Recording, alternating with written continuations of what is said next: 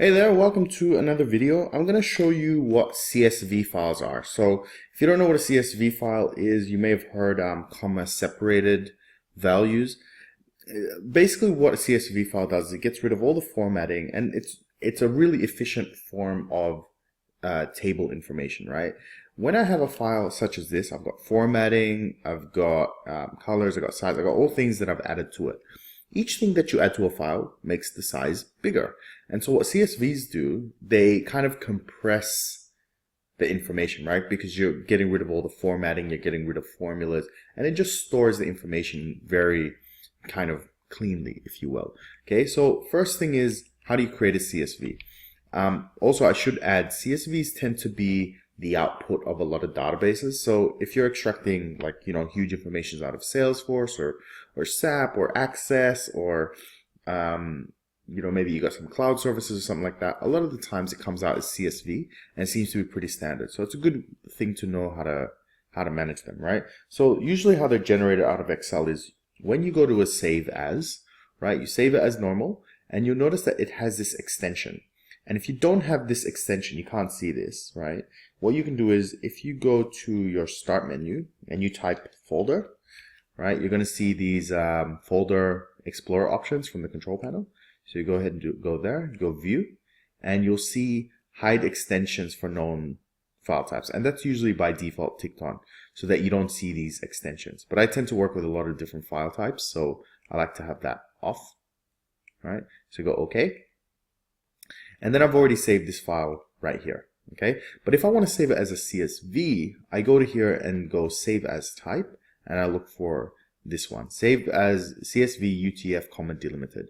You'll notice that there's other CSV types actually in here. So you got the CSV comma delimited, CSV Macintosh. Honestly, I have no idea what the difference is. So if someone knows, please let me know. I tend to just use this one and it does the job for me. So yeah, I don't know everything about Excel. I'm still learning. So if I go here, okay, I'm going to go save, right? And CSV is also kind of considered a text file, right? So now if I go to downloads, let's go there, and we're going to go see that file, okay? You're going to see it right here.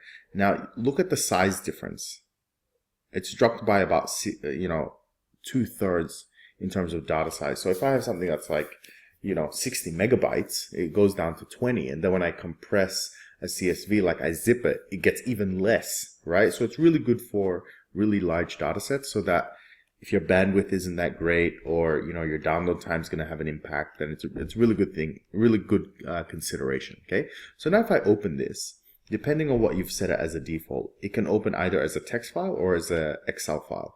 So if I right click and go open with, I can go to just the regular notepad and it saves the information like this. Now this is why it's called CSV. Each set of information is separated by a comma. Okay, and then when Excel reads this, it uses the commas to say, put it into the next cell, put it into the next cell. Okay, so one thing to be careful of is if in a given cell you've used comma somewhere, right? So let's say address, you've done, 15 Bellevue Road, comma, Australia, right? The comma will accidentally create a new column by accident in some cases, right?